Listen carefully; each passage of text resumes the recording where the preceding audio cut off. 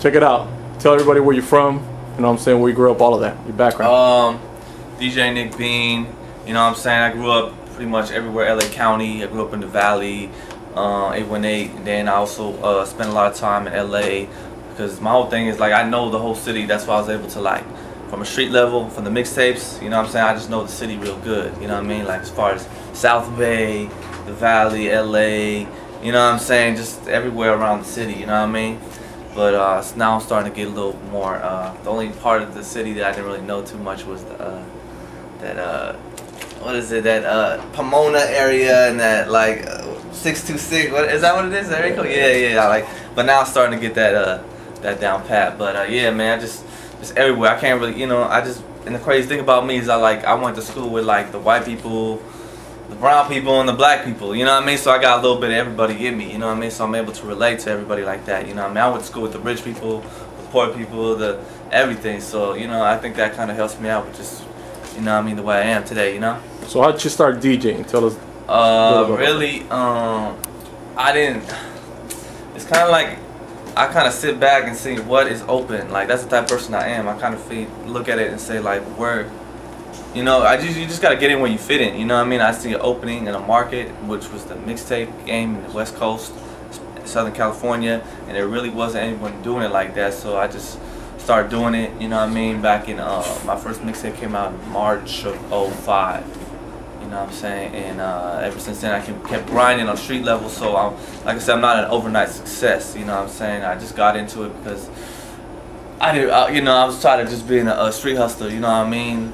Getting off the work and doing shit like that. I never really had a real job, you know what I mean? So I was kind of tired of doing that shit, and I had bills to pay, I got family to support, so I wanted to get into something legit that wasn't, you know, I had to worry about getting pulled over and I got this in my seat or this in the trunk or whatever the case was.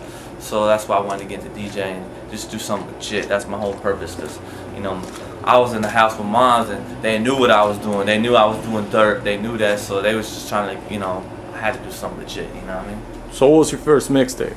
It was actually an Easy E mixtape. It was like a blend CD, you know what I'm saying? I didn't really have access to the artist then because I was just starting out, you know, and it was Easy E. It was the 10th year anniversary to his death, you know what I'm saying? It was actually reviewed in a Scratch magazine, my first mixtape. It didn't get a great review, but shit, how many DJs can say their first mixtape got reviewed in a national publication like Scratch, you know what I mean? Probably no, I don't think anyone else, maybe it'll happen again, but you know what I mean?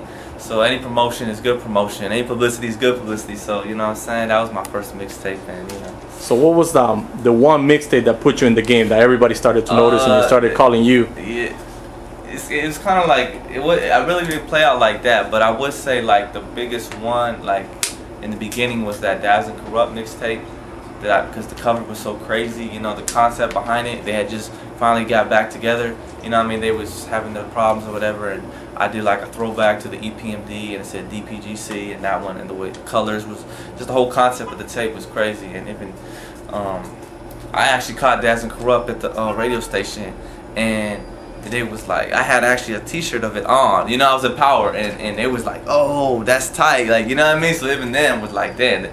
But yeah, that was like, what, my second, third tape, but yeah, actually, yeah, so that after that, I did get access to artists, so when you think about it, yeah, after that tape, I started doing tapes, Sly Boogie, Damani, Bishop Lamont, you know what I'm saying, Julio G, you know, people like that, so now it's just like full blown. Now it's just like whoever I want to get access to out here in the LA and the West Coast, I got access to, because people just respect my grind and how I did it. I didn't come in it like at a publicist. Like a lot of the people coming in now, they just try to like, they come in it like from an internet and an online perspective. You know what I'm saying? Like they have no foundation. I have the foundation with the street. Like everybody on the street knows me as far with the mixtape retailers and all that shit. They all know me about personally. You know what I mean? So I have like a foundation. A lot of the DJs coming up now, they rely too much on the internet and MySpace, and you know what I'm saying? Like I don't believe. It's not that I don't respect it, you know what I mean? The internet is a great tool, it's a great promotional tool, but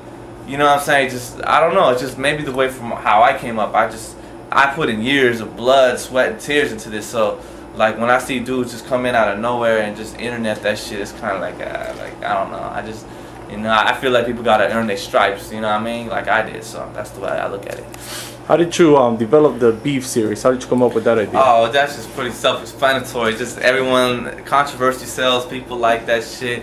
I'm trying to get away from it, you know what I mean? But as a matter of fact, what's her name actually recorded her verse in my studio here, Miss Jade, when she was going at Scott Storch, was recorded right here. You know what I'm saying? But I don't know. It's just controversy sells. People like that shit, man. What else can you say? I try to stay away from it because as a DJ, you're neutral. You're a mediator. You just, you know, you're not supposed to take sides, and I don't. On the mixtapes, when I do put those motherfuckers out, it's got this guy's side and it's got this guy's side. You know what I mean? That's the way I gotta do it. That's the way everyone should do it. What other artists are you working with right now? Right now, man, I just did a mixtape with Hot Dollar, Money, Power, and Text, Volume 1. I got one with 40 Glock, that new nigga that's about to drop next week. I got one with your boy from the Bay, you know what I'm saying? He's crazy. Silk Cologne, his manager's about to come up here right now. Larceny Entertainment, that's the label that Young Hootie signed to.